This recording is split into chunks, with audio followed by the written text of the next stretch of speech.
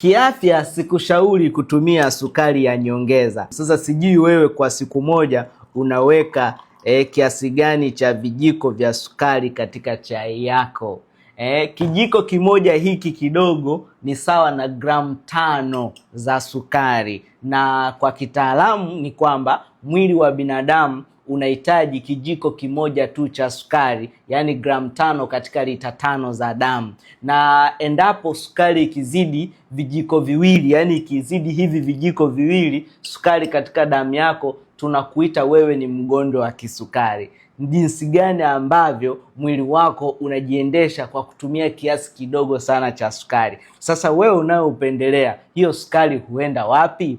Na sukari inaweza kaja katika mifumo tofauti tofauti. Inaweza kaja katika mfumo wa sucrose kama hii ninaoongeza humu kwenye chai, ambao unaitumia na wewe kila siku kuongeza ladha ya utamu, inaitwa sucrose. Kuna sukari nyingine inaitwa fructose, utaikuta sana katika vinywaji, lakini pia fructose katika uasili wake inapatikana kwenye matunda, inapatikana kwenye tende, inapatikana kwenye asali. Fructose ni sukari ambayo ni tamu sana.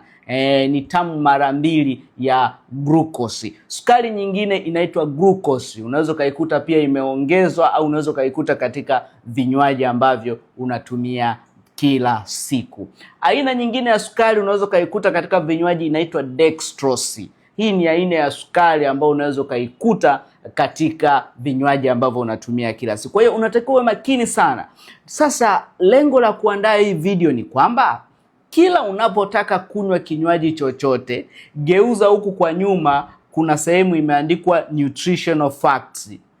Sasa tazama hicho kinywaji kina ujazo gani, kina mili ngapi, alafu angalia nutritional fact amekwambiaje. Anakwambia labda mili 100. Katika kila mili 100 labda kuna gramu 10 za sukari. Sasa angalia hiyo chupa ina mili ngapi. Kama ina mili 300 ina maana kuna gramu 30. Sasa ukigawanya kwa 5, kwa sababu kijiko kimoja kina gramu 5, itakuwa ni vijiko 6. Ina maana kumbe ukinywa soda moja au kinywaji hicho kimoja utakuwa umefikia kiwango cha mwisho cha sukari ya nyongeza ambao unatakiwa kutumia kwa siku. Sasa jiulize wewe ambao unatumia sukari hii ya nyongeza ya kwenye chai, bado hujanywa soda, na sijui unakunywa soda ngapi zenye gramu ngapi za sukari.